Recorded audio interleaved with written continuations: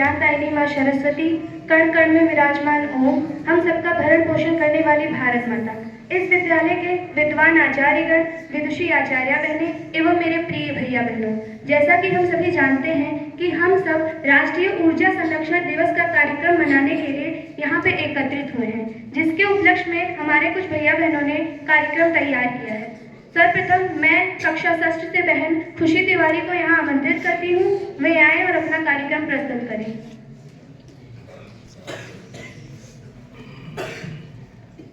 परमनीय मां शारदे परम ब्रह्म ओम एवं हमारा पालन पोषण करने वाली भारत माता, आदरणीय प्रधानाचार्य जी, आचार्य जी, आचार्य बंधु एवं मेरे प्रिय भैया बहनों, जैसा कि आपको पता है कि आज हम ऊर्जा संरक्षण दिवस के उपलक्ष्य में यहाँ एकत्रित हुए हैं, तो मैं आज आपके सामने एक शायरी प्रस्तुत करना चाहूंगी।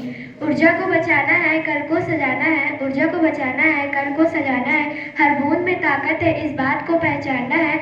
आओ मिलके संकल्प करें, आओ मिलके संकल्प करें, अपने प्रकृति को रोशन भविष्य बनाना है। धन्यवाद। कक्षा 6 से बहन माही शुक्ला आए और अपना कार्यक्रम प्रस्तुत करें। Good morning, respected teachers and all my dear friends. Today I am going to speak on the Energy Conservation Day. Energy is very important for us. It is illuminate our houses, and this day is very important for us. We should preserve energy and encourage others to preserving the energy. Energy is made by water, by the dams, and by wind converter, and the sun is the most vital source of energy. When we are not present in the room, so we should off the switch of the light fan, and we should more use LED bulbs. Thank you. Jai Hind, Jai Bharat.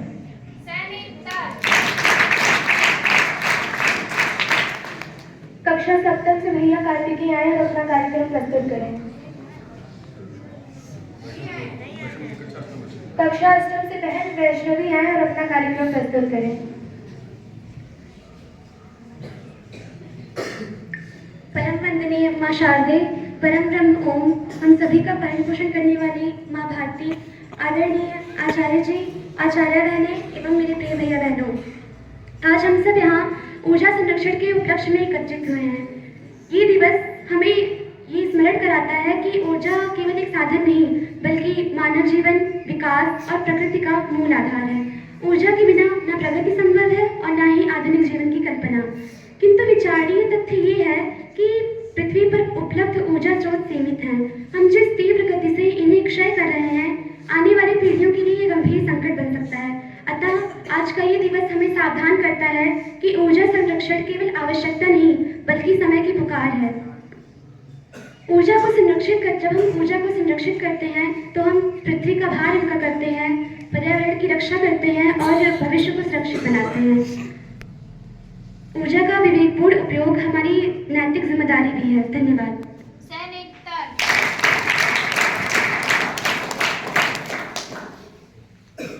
कक्षा 10 से बहन दीपा तिवारी आए और अपना कार्यक्रम प्रस्तुत करें।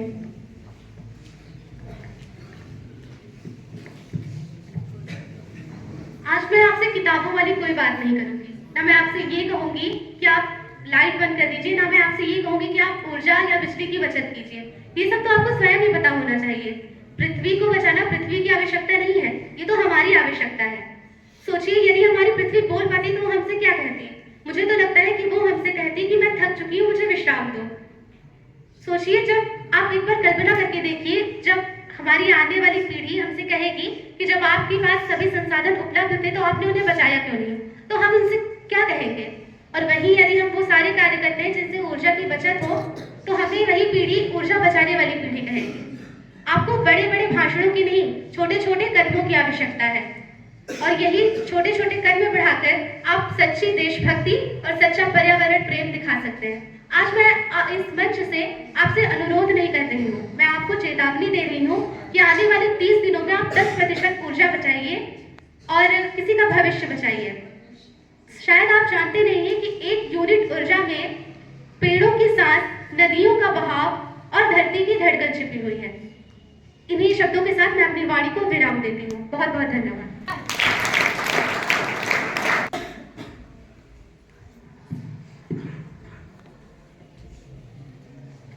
कक्षा एकादश से बहन रोशनी आए और अपना कार्यक्रम प्रस्तुत करें।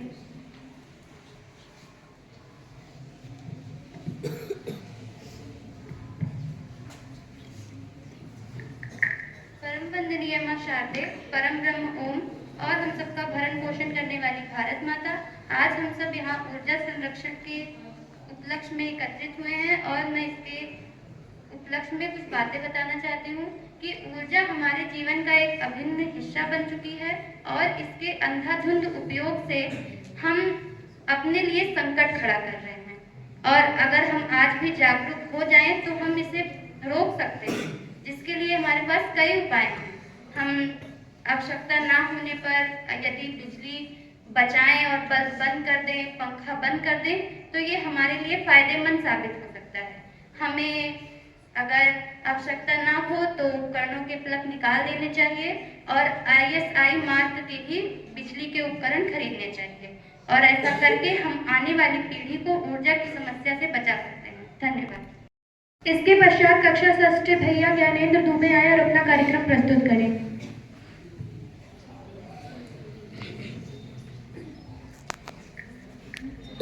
परम वंदनीय मां शारदे, परम ब्रह्म एवं हमारा पालन पोषण करने वाली भारत माता, जैसा कि आप सभी लोग जानते हैं आज ऊर्जा सुरक्षा दिवस मनाया जाता है। ऊर्जा क्या है? ऊर्जा जो हमारे घरों को रोशन करती है और यह एक विकास का इंजन है। ये हमारे जीवन को सुगम बनाती है। समृद्धि संचारण, ऊर्जा जैसे पेट्रोल, डीजल, कोयला, ये एक समृद्धि संचारण है जो एक दिन खत्म हो जाएंगे।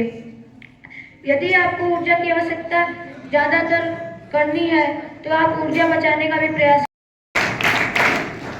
कक्षा षष्ठ से बहन साक्षी तिवारी आए और अपना कार्यक्रम प्रस्तुत करें। परम वंदनीय मां शारदे, परम ब्रह्म ओम एवं हमारा पालन पोषण करने वाली भारत माता, आदरणीय प्रधानाचार्य जी, आचार्य जी, बहन जी एवं हमारे प्रिय भैया बहन, मैं आप सभी के सामने ऊर्जा संरक्षण दिवस के उपलक्ष्य में कुछ बातें बताना चाहूंगी। भारत में हर साल 14 दिसंबर को ऊर्जा दिवस मनाया जाता है। इस अवसर पर लोगों को ऊर्जा के महत्व के साथ बचत और इसके बारे में जागरूकता बढ़ाने के लिए मनाया जाता है। इस दिन को प्रभावी एवं विशेष बनाने के लिए भारत सरकार एवं अन्य संगठनों द्वारा ऊर्जा संरक्षण अभियान चलाया जाता है। मैं इसके पश्चात एक स्लोगन सुनाना चाहूंगी। कम करें ऊर्जा की खपत, कम करें ऊर्जा की खपत, ये है हर पीढ़ी की जरूरत। आज बिजली नहीं बचाओगे तो कल बल्ब कैसे जलाओगे? धन्यवाद। इसके पश्चात कक्षा एकादश से बहन संध्या यादव को आमंत्रित करती हूँ, वे आए और अपना कार्यक्रम प्रस्तुत करें।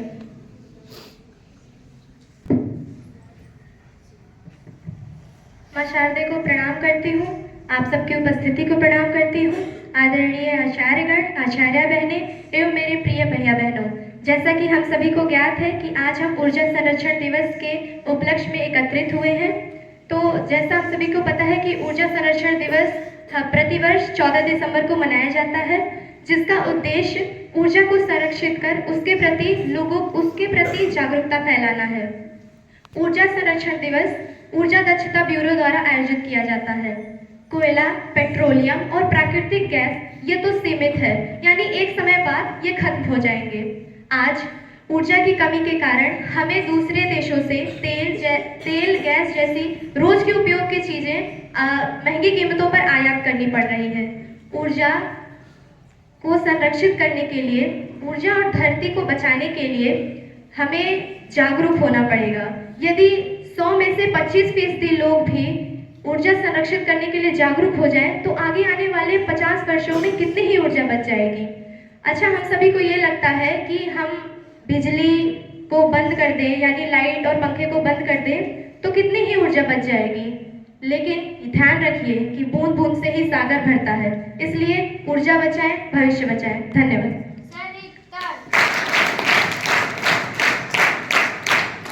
कक्षा षष्ठ भैया अनमोल मिश्रा आए और अपना कार्यक्रम प्रस्तुत करें। ब्रह्मो जो हमारा भारत पोषण करने वाली भारत माता, जैसा कि आज हम सभी लोग जानते हैं कि आज ऊर्जा संरक्षण दिवस के उपलक्ष्य में हम सभी लोग यहाँ पे एकत्रित हुए, मैं आपको कुछ बातें बताना चाहूँगा। किसी भी काम को करने में ऊर्जा का कम से कम उपयोग करना ऊर्जा संरक्षण कहलाता है। हमारे दैनिक जीवन में ऊर्जा बहुत ही उपयोगी है। ऊर्जा संरक्षण में स्वस्थ जीवन जीने में मदद करता है। ऊर्जा संरक्षण हम कैसे करें? ऊर्जा संरक्षण हम सौर ऊर्जा का प्रयोग करके कर सकते हैं। बिजली की बचत कर हम ऊर्जा का संरक्षण कर सकते हैं। धन्यवाद। जल हमारे घरों को रोशन करती है। इसका अंधाधुंध उपयोग करने से हमारे प्राकृतिक संसाधन खत्म हो जाते हैं और हमारे पर्यावरण को नुकसान पहुंचता है। हम लोग जब कमरे में ना हो तो पंखा, एसी, लाइट आदि बंद रखें और जब हम लोग को ज़्यादा से ज़्यादा LED बल्ब का प्रयोग करना चाहिए और अपने घर में सोलर पैनल लगवा लेने चाहिए। ये एक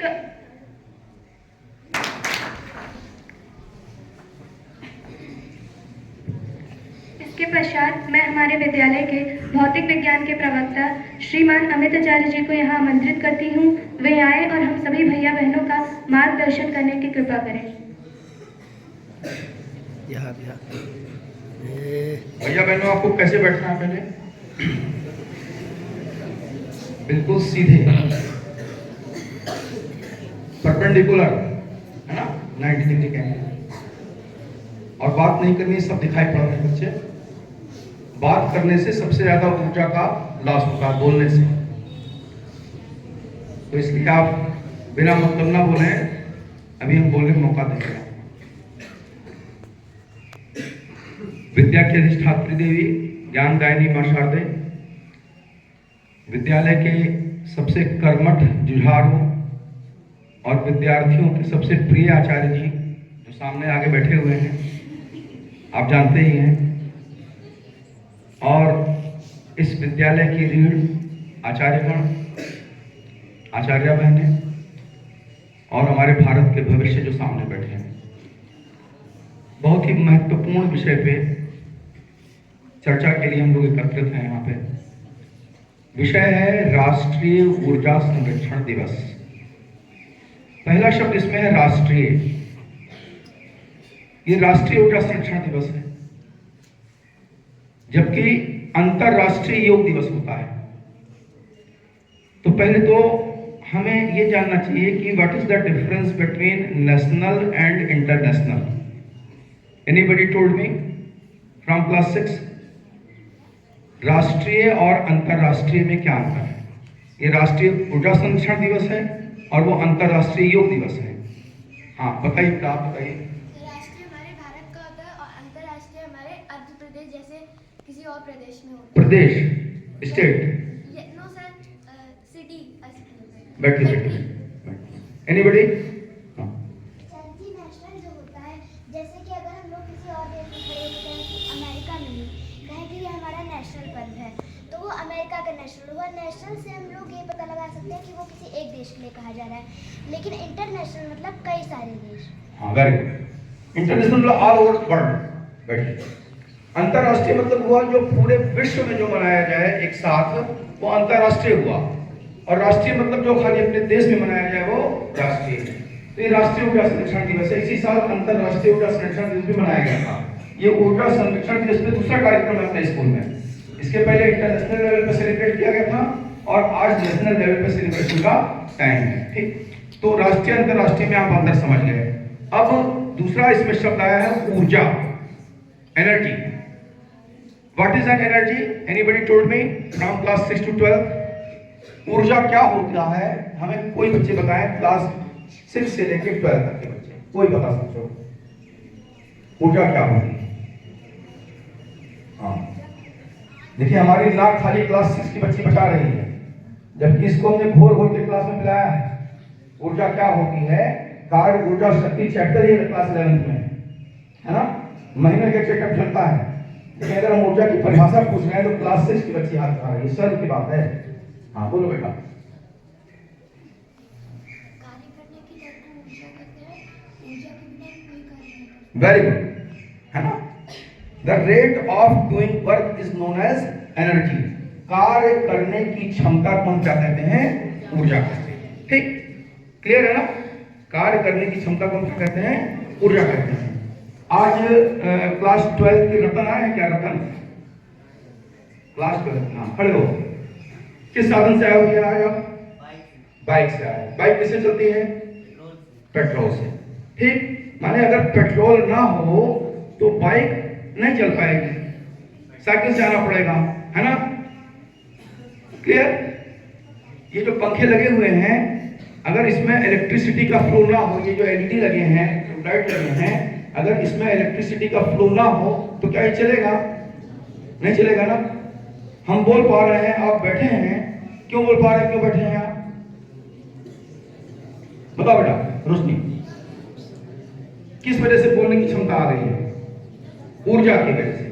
तो जो चीज इतनी महत्वपूर्ण है कि आप अपने वाहन का उपयोग ना कर पाओगे, बिजली का उपयोग ना कर पाओगे, बिजली का उपयोग नहीं कर पाओगे तो आपके घरों में TV, fridge, washing machine, mixie, AC, geyser कोई काम नहीं करेगा। तो इन सब चीजों को अगर हम उपयोग नहीं कर पाएंगे तो हमारा जीवन कितना कठिन हो जाएगा। अगर घर पे लाइट चली जाती है सुबह के समय, स्कूल आने का समय और लाइट चली गई तो क्या हालत होती है हम लोगों की, इसकी कल्पना आप कर सकते हो। तो ऊर्जा कितना महत्वपूर्ण है ये आप समझ गए। अब राष्ट्रीय ऊर्जा संरक्षण, संरक्षण इज कंजर्वेशन, तो जाहिर सी बात है कि अगर इतना महत्वपूर्ण चीज है तो इसको हमको संरक्षित करना बहुत जरूरी है। ठीक, तो इसमें एक एक बात क्लियर हो गई ना। अब दूसरी चीज इसमें जो सबसे महत्वपूर्ण है, law of conservation of energy, ऊर्जा संरक्षण का नियम। ठीक, बस हम 5 मिनट समझ लेंगे आपका। ऊर्जा संरक्षण का नियम ये कहता है कि energy is neither created nor destroyed but it is always converted to one form into another form. ऊर्जा को ना तो हम उत्पन्न कर सकते हैं ना नष्ट कर सकते हैं, बल्कि इसको एक रूप से दूसरे रूप में बदला जा सकता है। एक छोटी सी चीज दिखाने के लिए हम लेके आए हैं आपको कि ये एक डिवाइस है, क्लास 11th के एक बच्चे ने बनाया है इसको। इस डिवाइस में एक ये चीज लगी हुई है, ब्लू कलर का, दो लगा हुआ है एक साथ। इसको कोई बता सकता है ये क्या है? हाँ, एक लोग बताओ, खड़े हो। बैटरी। ठीक, तो ये जो बैटरी है और यहाँ पे जो लगा हुआ है ये क्या है बच्चों? स्विच है।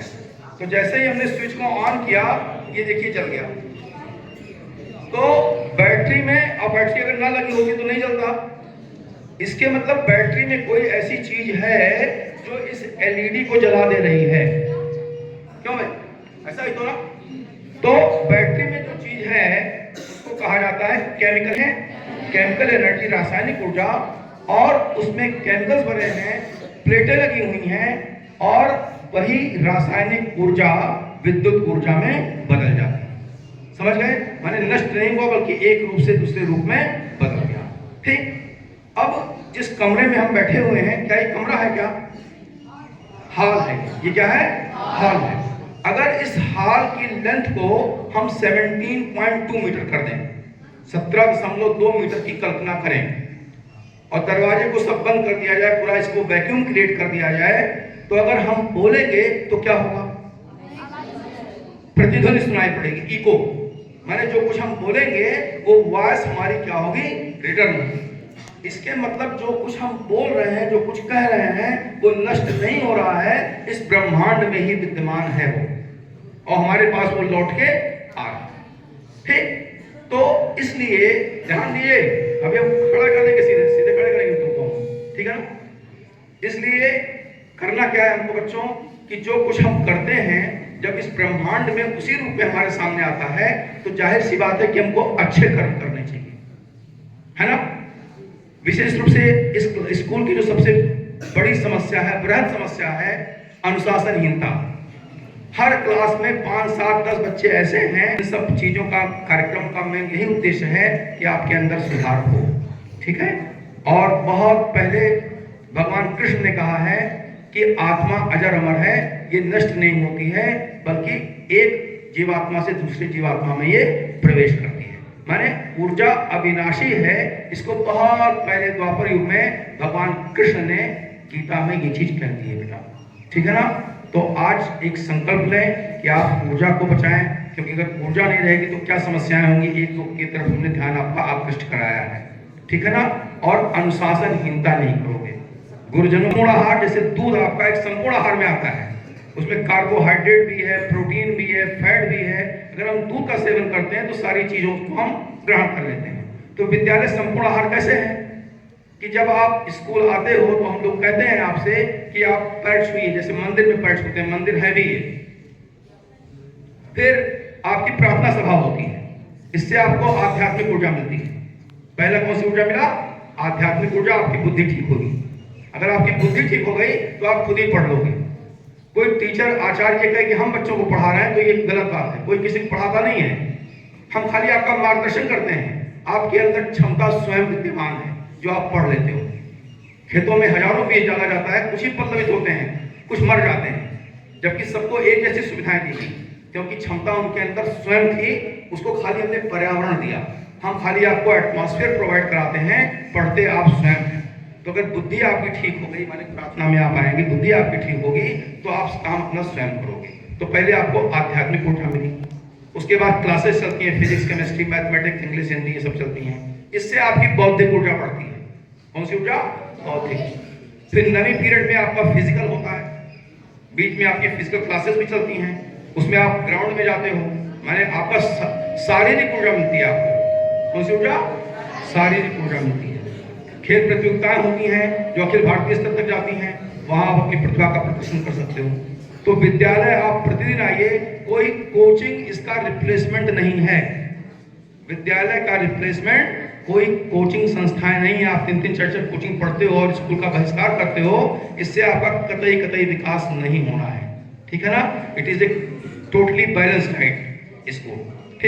ठीक बच्चों, आज के दिन इतना ही। आपने हमको सुना ध्यानपूर्वक, इसके लिए बहुत बहुत बहुत धन्यवाद। बहुत बहुत धन्यवाद एवं आभार आदरणीय आचार्य जी का।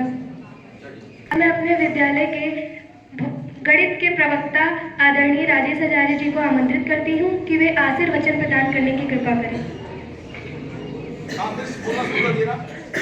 बहुत बहुत धन्यवाद। ज्ञानदायिनी मां शारदे, चराचर में उपस्थित ओम जगत जननी भारत माता, भारत के भविष्य प्यारे भैया बहनों, विद्वान आचार्य एवं आचार्य बहने, आज हम लोग यहाँ पर ऊर्जा संरक्षण दिवस को मनाने के लिए उपस्थित हैं। तो फिजिक्स क्या कहता है? Physics is the branch of science in which we study electrical and mechanical energy। ठीक, यानी फिजिक्स जो टोटल है वो ऊर्जा पर ही आधारित है। और फिजिक्स के कारण हम ये सारे संसाधन जो आधुनिकता से युक्त इस समय पूरा संसार चल रहा है, वो फिजिक्स के बल पर है। तो ऊर्जा एक तो इलेक्ट्रिक के रूप में होती है, जो हमारे सारे घरेलू संसाधन जपते हैं, तो इनका संरक्षण करना हमारा कर्तव्य है, दायित्व है। जब तक आवश्यकता है तब तक आप जो बिजली का उपयोग है करें। आप पंखे के नीचे बैठे हैं और आवश्यकता वहाँ से हट रहे हैं तो तुरंत बंद कर दें। बाथरूम में है, जब तक स्नान कर रहे हैं तब तक बल्ब जले, जैसे बाहर निकले बंद कर दें, 24 घंटे ना जलता रहे, क्योंकि उसकी भी एक सीमा है। अथाह सागर नहीं है कि जो आप जितना चाहें उतना उसका उपयोग करते रहें। तो एक तो इलेक्ट्रिक हो गई, दूसरा है मैकेनिकल, यांत्रिक ऊर्जा। तो यांत्रिक ऊर्जा में केवल गाड़ी मोटर ही नहीं आते। यांत्रिक ऊर्जा में जो हमारा शरीर है ये भी आता है, और जो शरीर चलता है बगैर ऊर्जा के नहीं चल सकता। या जो हम कार्य करते हैं वर्क डन इक्वल क्या होता है? Force into velocity. जो कार्य होता है वो बल गुणे विस्थापन होता है। बल कहाँ से आपको मिलेगा? जब आपके अंदर एनर्जी होगी। यदि एनर्जी नहीं है तो आप कोई कार्य नहीं कर सकते, चल नहीं सकते। यदि व्यक्ति के अंदर एनर्जी शून्य हो जाए तो क्या कहा जाता है उसको? निर्जीव या मृत्यु हो जाता है। और ऊर्जा हमको कहाँ से प्राप्त होती है? ऊर्जा हमको भोजन से मिलती है, ऊर्जा हमको जल से मिलती है, ऊर्जा हमको श्वास जो लेते हैं ऑक्सीजन से प्राप्त होती है। तो जो भोजन है हमको कहाँ से प्राप्त होता है? अनाजों से अनाज धरातल से प्राप्त होता है, पृथ्वी माता से जो है अनाज उत्पन्न होता है। तो हमें क्या करना है, हमको पृथ्वी माँ की रक्षा करनी है। उनकी रक्षा के लिए हमको पॉल्यूशन नहीं करना है, प्लास्टिक का उपयोग नहीं करना, पॉलीथीन का उपयोग बिल्कुल नहीं करना कम। और वायु का संरक्षण के लिए हमको जो मोटर यान चलते हैं इनका कम से कम उपयोग हो। जैसे घर में मोटरसाइकिल है तो हम देखते हैं कि जैसे गांव के ही लोग हैं, उनको खेत जाना है देखने के लिए, वो आधे किलोमीटर पर है तो मोटरसाइकिल स्टार्ट करते हैं और चले जाते हैं। तो उससे क्या हो, एक तो पेट्रोल का दोहन हुआ, पैसे का नुकसान, दूसरा जो उससे कार्बन डाइऑक्साइड निकला वो वातावरण को दूषित करता है। हमारा जो वायु है जिसको हम श्वसन क्रिया करते हैं और ऑक्सीजन ग्रहण करके अपने को जिंदा रखते हैं, वो पॉल्यूटेड होता है, यानी प्रदूषित हो जाता है। तो हमें अपने माता पिता यानी पिताजी को भी, माताजी भी स्कूटी चलाती हैं, तो उनको बताइए कि सब्जी लेने जाना है, यदि आधे किलोमीटर मार्केट है या दुकान है तो पैदल जाएं, बहुत आवश्यकता होने पर उसका उपयोग करें। तो थोड़ा थोड़ा करके लोग ये बचत करें। अभी ये केवल सप्ताह में संडे को लोग मोटरसाइकिल चलाना बंद कर दें, या जो यातायात चलते हैं, टेम्पू है, ट्रक है, बस है, इसका उपयोग ना करें। तो जो हमारा वातावरण है जो इस समय बहुत प्रदूषित हो रहा है, बड़े बड़े शहरों तो सांस लेना मुश्किल है। तो ये समझ लीजिए 1/4 एक चौथाई जो प्रदूषण है, वायु प्रदूषण, वो समाप्त हो जाएगा।